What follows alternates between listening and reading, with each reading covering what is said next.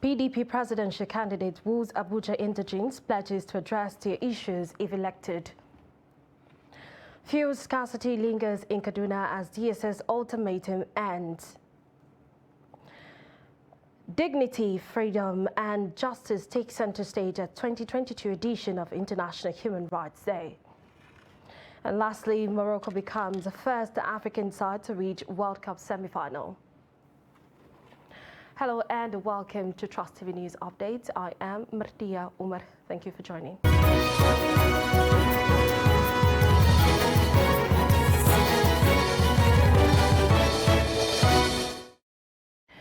And presidential candidate of the People's Democratic Party (PDP), Atiku Abubakar, has pledged to address issues affecting indigenous residents of the Federal Capital Territory if elected as president in 2023.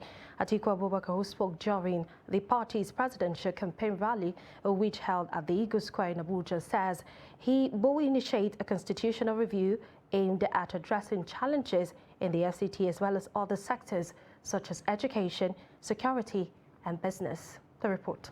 The presidential candidate of the People's Democratic Party during the campaign rally stated that he is not oblivious of some of the challenges faced by residents in the Federal Capital Territory. He, however, promised that if given the opportunity to serve, every part of the country will be included and given a sense of belonging. What you have demanded, which requires constitutional review, we assure you we will support that review to make sure your aspirations are protected or are guaranteed in our new constitution. Every part of this country will be given a sense of belonging. No part will be sidelined, no part will be marginalized. We have pledged to restore security. It is very, very essential that we give everybody a peace. A farmer, peace to go to the farm. A trader, peace to ply the runway, the highway, go and sell his goods. Peace for everybody. Today, we have the highest number of out-of-school children. We will make sure that these children go back to school. Others who spoke during the campaign explained that his experience as a former vice president makes him the most qualified among his co-contenders. Atiku Abubakar has the experience of governance at the national level, at the federal level. He is very familiar with the issues of the FCT and its people. I'm sure he will address all of that when he comes on stage. And working together with the youths and the women of this country and our elders, we can collectively steer the ship of governance in such a way that it will be well with each and every one of us. The poverty that we see today, in the next 4 years, starting from 2023, May 29, it will no longer be so. We don't want an experimental president. We don't want a president who will come and deceive you, who will not know what to do. You know that we woke up one day here in Abuja and we were threatened that the whole of Abuja is going to be attacked. Insecurity is affecting everybody. Many of you here all over the country, you can't travel to your home state because the roads are blocked by bandits. They, however, called on Nigerians to come out in their numbers in 2023 to vote out the current APC administration, which they claim has not fulfilled its promises to Nigerians. Sagir Ibrahim, Trust TV News, Abuja. Northwest support groups for the APC presidential candidate Bola Ahmed Tinubu said that they are poised to ensure massive mobilization for the party to ensure victory in 2023. The groups gave the indication while speaking to journalists after a closed-door session with zonal leadership of the APC Presidential Campaign Council. Trust TV's Bello Musa has more. Speaking shortly after the closed-door session, Deputy Coordinator Northwest APC Presidential Campaign Council Salihu Lukman says the party is set to surpass its previous record of mobilization, just as he dismissed perceived threat that could undermine the party's chances ahead of the election. Beyond speculation, we are on ground in Northwest If you go to Kano, you will discover that Kano citizens are not dealing with individuals, they deal with political institutions. NNPP is yet to be a political institution. Spokesperson Northwest for the APC Presidential Campaign Council, Mohammed Shehu Molash, says the party will demonstrate its strength at the rally as the biggest voting bloc of the APC in Nigeria. Just an affirmation.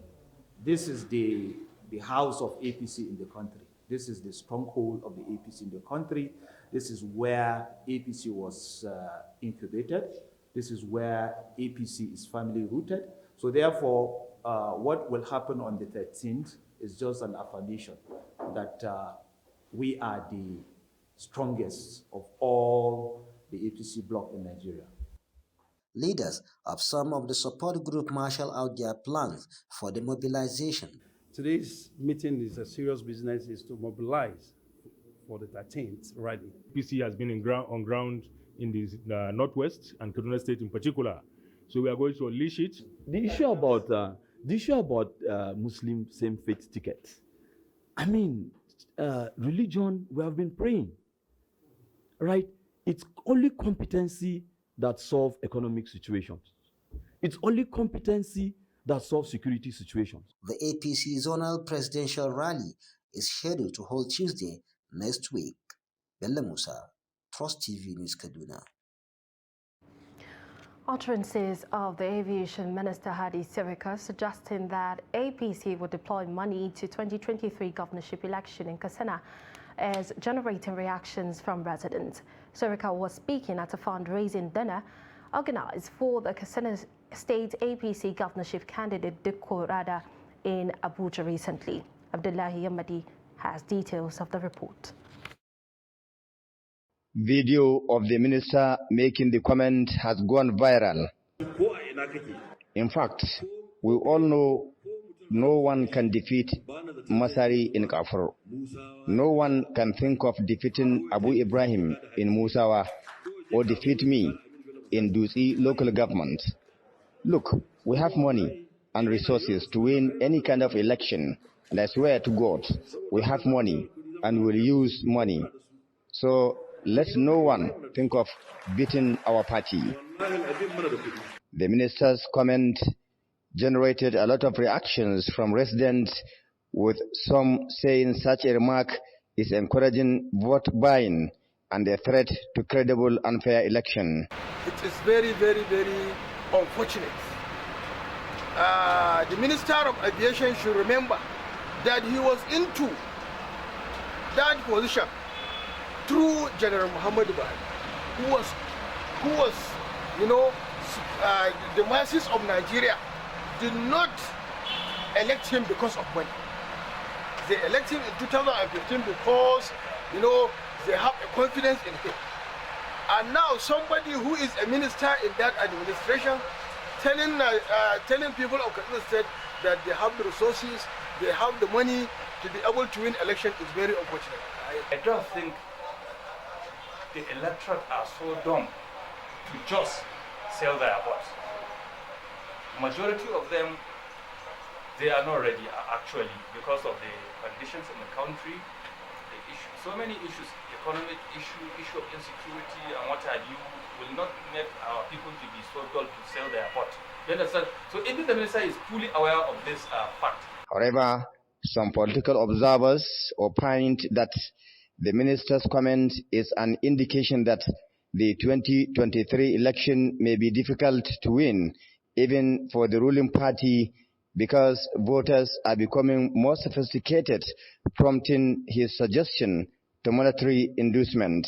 He's looking at the political landscape in the country, that the only weapon a politician may likely to have to win an election is for him buying individual votes. And that is exactly what he is saying. Naturally, if it is a country where things are going normal, he would have been arrested. Though 18 political parties are contesting the governorship election in Katsina State, the fight is more intense between the ruling APC and the opposition PDP, and the emerging NNPP, Labour Party, PRP, among others. Abdullahi Ismayamadi, Trust Television News, Katsina. Now, fuel scarcity continues to bite in Kaduna as hawkers still selling at higher prices. And this is despite the 48 hours ultimatum given by the Department of State Service to NNPC Limited and other oil marketers. Trust TV's Bello Musa reports that many filling stations are empty and are not dispensing fuel to motorists. Take a look. As Nigerians groan daily at filling stations, the stark reality of this predicament is one they cannot fathom. Like a recurrent nightmare, the perennial fuel scarcity has worsened in Kaduna metropolis. Many petrol stations are under lock and key, while the black marketers are having a field day. A litre of petrol in Kaduna sells for about 250 naira to 300, worsening the conditions of cash-strapped residents of Kaduna who are already grappling with high prices of goods and services. There is no fuel. We are managing to trek. There is no fuel in the filling station. They are empty there. They are empty, so we cannot afford to be paying transport fare. We are having difficulties in buying petrol, and even if we get it, we often buy it higher than the official rate. We often buy a litre of fuel at the rate of 295 naira and sell it at 350 naira per litre. We sell 4 litres of fuel at 1,500 naira. Some of the black marketers in Kaduna have alleged that the security agencies are arresting them. It is true that DSS are arresting us, and they are collaborating with other security agencies to confiscate our fuel. They urge the government to alleviate their plight. Advising the government to alleviate the plight of Nigerians. Calling on the government to assist us by providing job opportunities for our teeming youth. Despite the 48-hour ultimatum by the DSS, the lingering fuel scarcity still persists across several states of the country. Bello Musa, Trust TV News, Kaduna. And away from fuel scarcity in Kaduna, Bauchi State Governor Bala Muhammad says his administration would soon begin to sign death sentence verdicts in the state. He stated this while signing the Violence Against Persons Bill and a bill for the establishment of the state's Penal Code 2022 into law. Adamu Imam completes the report. Crime and criminality are believed to have risen to worrisome level with the advancement in society as technology has enabled criminals to operate crimes in modern ways. This, many believe, has made government at different levels to adopt drastic measures to deal with the rise in crime. For the Bauchi State, government adopting the death penalty option has become inevitable. This decision has been welcomed with excitement as residents told Trust TV. Actually, if due process is going to be followed, if there is not going to be witch hunt and there is not going to be backbiting and other things, if somebody commits an offense and it has been established in a court of law that this person has committed suicide, definitely he should be eliminated. For me, if this is not a political statement, this bill or this proposed punishment is okay. We hope is that those to be executed should be confirmed that they really deserve that punishment. For instance, if you kill, even as a Muslim, according to my religion, whoever kills someone who is innocent should be killed. As far as he did that killing intentionally, deliberately. Some explain that Nigerian leaders are very good in designing policies and programs, while implementation remains a source of concern. They are hopeful that this will be implemented in order to reduce crime in the state.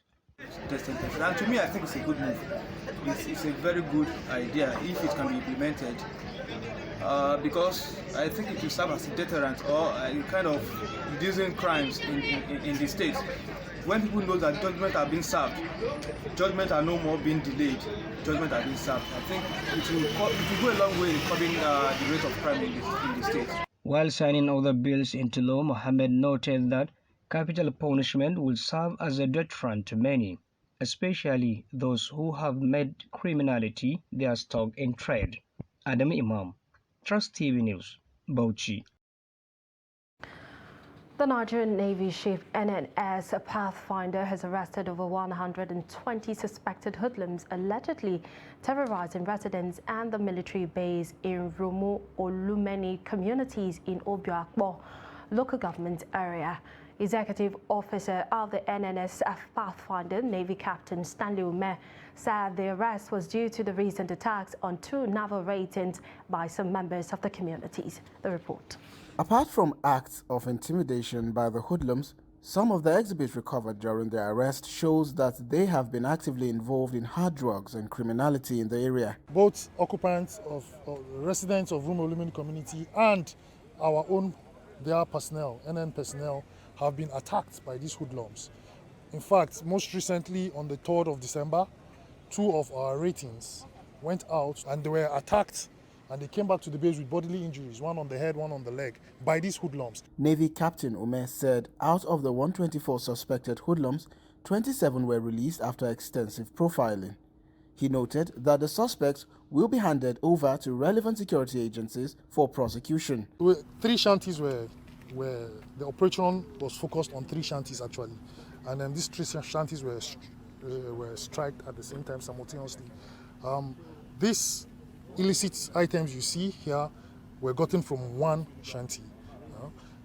But in order to ensure that this illicit behavior and drug peddling doesn't continue within the Rumu Olumeni community, we have orders to dislodge all of them from the other 2 shanties as well. The Navy officer is warning those still involved in illegal activities such as oil theft and other crimes to stop or face the full wrath of the law when apprehended. You're watching the news update on Trust TV. Coming up shortly. Bicycle sellers blame high cost on exchange rates. Details of the story and more. Stay with us.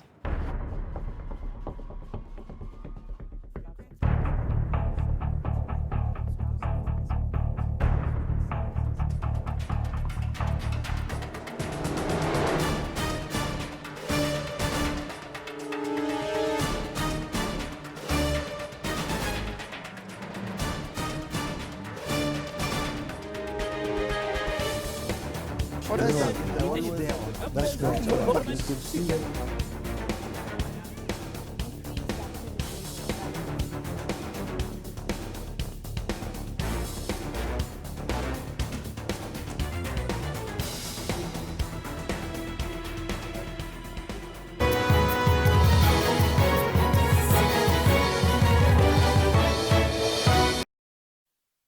Welcome back. You're still watching the news update on Trust Television, and thank you for staying with us. And now let's take a look at our headlines again. We told you earlier that PDP presidential candidate Rose Abuja Indigents pledges to address the issues if elected. And the fuel scarcity lingers in Kaduna as DSS ultimatum ends. And moving on, the need to end the barbaric arts that created the Second World War as a way of promoting universal human rights has again been emphasized. This was the focus of the discussions at the 2022 commemoration of the International Human Rights Day in Abuja. Chamu Dabeng reports. The theme for this year's commemoration is dignity, freedom, and justice for all, a theme that reverberates in the Nigerian society. In 2021, Nigeria was accused of numerous human rights crimes in the 2021 Country Report on Human Rights Practices produced by the U.S. Bureau of Democracy, Human Rights and Labor. Allegations by the organization included arbitrary detentions, illegal and arbitrary killings by both state and non-state actors, enforced disappearances by the government, terrorists and criminal organizations, amongst others. In total, 62 cases of arbitrary arrests, ill treatment and torture were documented. Ambassador-at-Large IHRC Duru Hezekiah speaks on the value of the document. They say that development, of course, development, infrastructure, they are part of our rights. But when this development is not sustained, it's insufficient. When development is not people-oriented, it's insufficient. When people are not enjoying the development, it's not impacting in our lives, it doesn't make sense.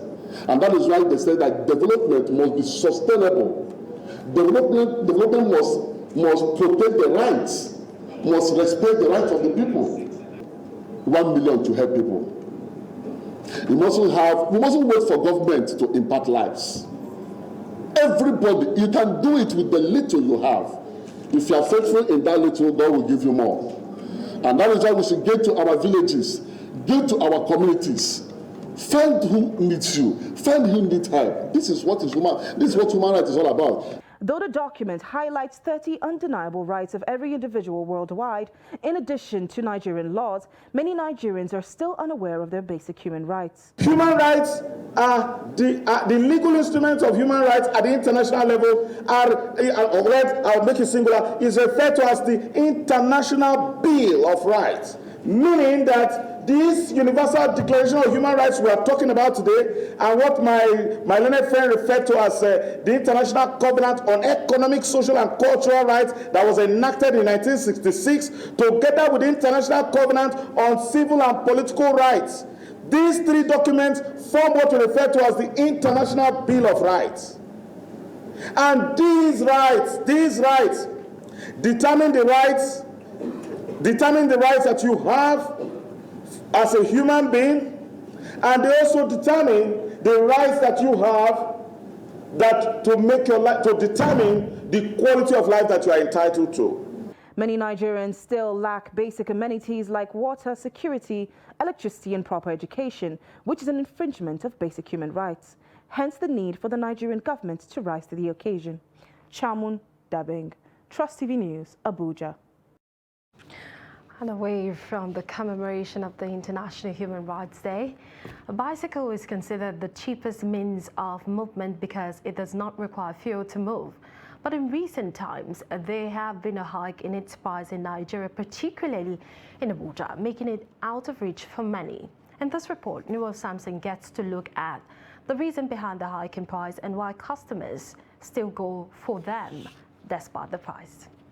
Bicycle is also called two-wheeled steerable machine that is paddled by the rider's feet. German inventor Karl van Dries is credited with developing the first bicycle. His machine, known as the Swift Walker, hit the road in 1817. The importance of bicycle cannot be overemphasized. It can be used as a form of transportation and also for exercise. But in Abuja, the price of bicycle can go as high as 100,000, and clearly this is beyond the reach of many people. People tend to start using bicycles to ease the movement. Aside from that, there's a lot of people also that are using bicycles for exercise, at least especially for the adults. When they get to the hospital, they ask them to do exercising. The increase in the price of bicycles, although not all the bicycles are quite expensive, there are some that are still on the average. Although, the issue of exchange rate is part of what is causing it. But despite its increase in price, some customers still deem it fit to still go get them for their own different reasons. Bicycles, number one, they are fun. They are a good source of exercise. And to me, riding a bicycle is a skill. For the few scarce states, I think the bike is the best subsidy for it. Like, you don't have fuel, you can ride on your bike to wherever you're going. Even abroad, people ride bike all the time. Now that everywhere is fuel scarcity, you don't want to go and waste your time 10 hours on the queue. Sometimes you have to be very careful, but it's safe when you know where you're going to. Don't ride it too far, don't go to the unsafe routes. Always go to the safe routes because of the security condition, of course. You have to be security conscious. Basically, it's not because of the fuel issue. I think it's because of exercise for adults, key You know, these days so many people are health conscious now, and then they realize that biking is a very good activity to keep fit, to lose weight, to check general body, to maintain general body systems against any kind of high sugar levels, blood pressures. So it's not about the fuel hikes. Biking isn't just good for physical health, it is good for mental health as well. Plus, cycling is the most suitable mode of transportation for short and medium trip distances in urban cities. The question, however, is it safe to ride bike in Abuja, where chaotic vehicular traffic is a common feature? Noel Samson, Trust TV News, Abuja. And in sports, Morocco became the first African nation to reach a World Cup semi-final and ended the hopes of Cristiano Ronaldo's Portugal. The striker, Yusuf El Nasser, has scored the winning goal in the first half, leaping highest to beat goalkeeper Diogo Costa to the ball and heading it to spark pandemonium at the Al Sumama Stadium.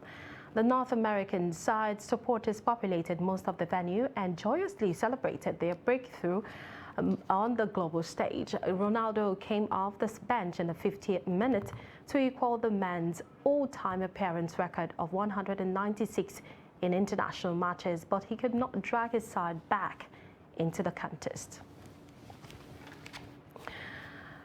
And that brings us to the end of the news update at this hour. Don't forget to subscribe to our YouTube channel and follow us across all our social media platforms. On behalf of the news crew, I am Martia Umar. Thank you for watching.